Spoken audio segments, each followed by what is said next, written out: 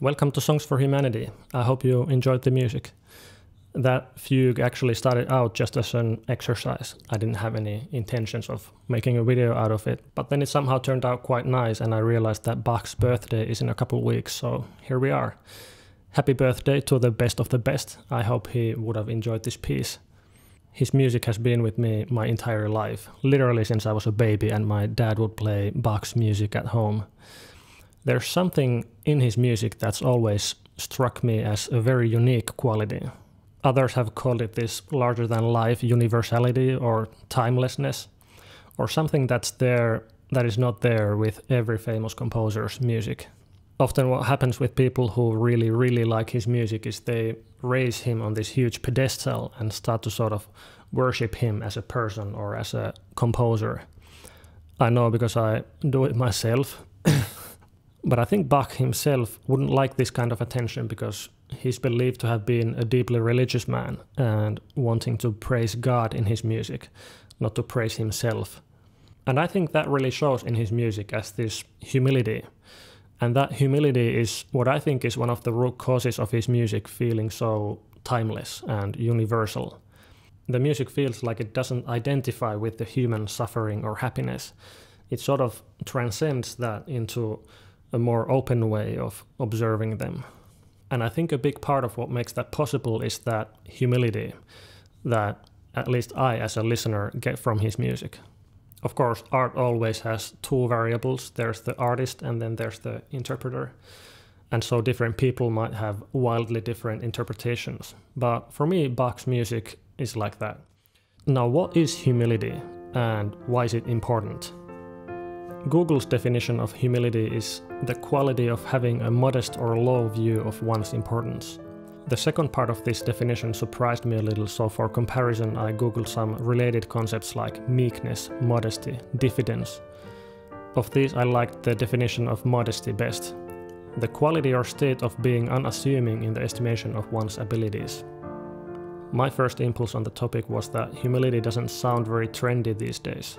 It sounds like a virtue that was in fashion while the church still reigned and people were taught about Christian meekness. I guess the problem with humility is that it's easily confused with submissiveness, and that doesn't seem to be a very useful or brave attitude.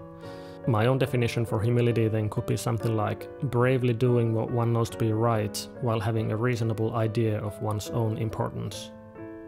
I personally think Cambridge Dictionary had the best definition: the feeling or attitude that you have no special importance that makes you better than others. That you have no special importance that makes you better than others.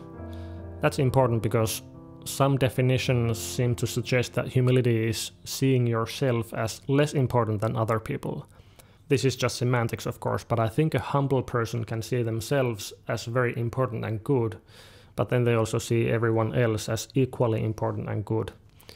And for a humble person, that importance is not earned by any individual by some merits. It's inherent. In other words, humility is seeing and appreciating the shared equal value of all humans, and by extension, the shared value of all life. And I'd say even everything that we call lifeless.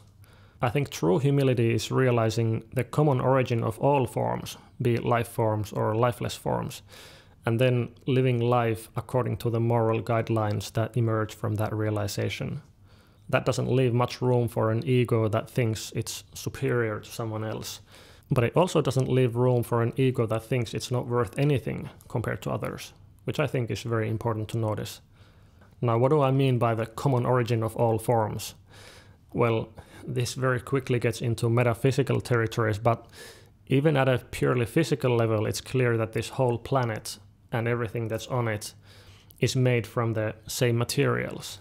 And that means that my specific arrangement of those materials is not fundamentally any more special than your one, especially because it's so similar. We are all just slightly varying blobs of oxygen, carbon, nitrogen, and a little bit of some other stuff. The problem with this materialistic approach is that there is no final answers, at least yet.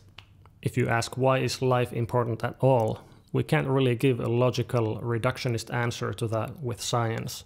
Like sure, we can go into amazing depths about how intricate and complex life is, how these tiny molecules can assemble into DNA and form instructions that cells can use, and how those cells are then able to work together to make these huge living systems, etc., etc.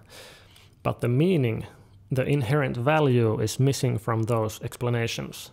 I'm still just a temporary blob of some basic elements, in a purely physical sense, however complex I might be. You know, a small ripple in infinitely huge quantum fields. Physics, as it is right now, can't say why something feels important to us. It can only rip things apart into the smallest basic components that we currently know of, and explain how those components work, and how they produce what we can see and measure. So if I want to place some inherent special meaning to what we call life, for example, I have no other options but to use less reductionist, less materialistic terms to do so. Otherwise, the end result is basically a purely nihilistic worldview, which I don't think is a healthy way of looking at things.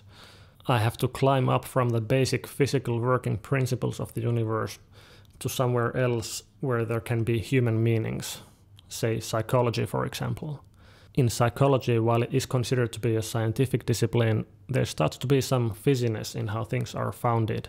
We no longer have to pin down the exact physical causes of different phenomena, as we don't yet fully understand how the mind and consciousness works.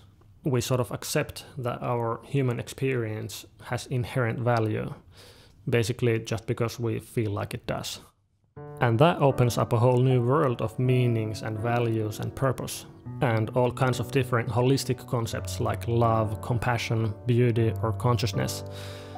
I could say, for example, everything that's conscious has inherent value, or I want to respect and appreciate all these beautiful forms around me, or something like that. I personally have recently been finding a lot of peace and humility in seeing our consciousnesses coming from a shared origin, and hopefully even going back to the shared origin after we die. It's not that I can't accept my fatality or my unimportance. I think I've come to terms with the fact that as it is right now, I can't logically be sure whether there's some inherent meanings or common origins in the world or not. But it's okay, because I don't really need logic to experience beauty or love or my innermost consciousness.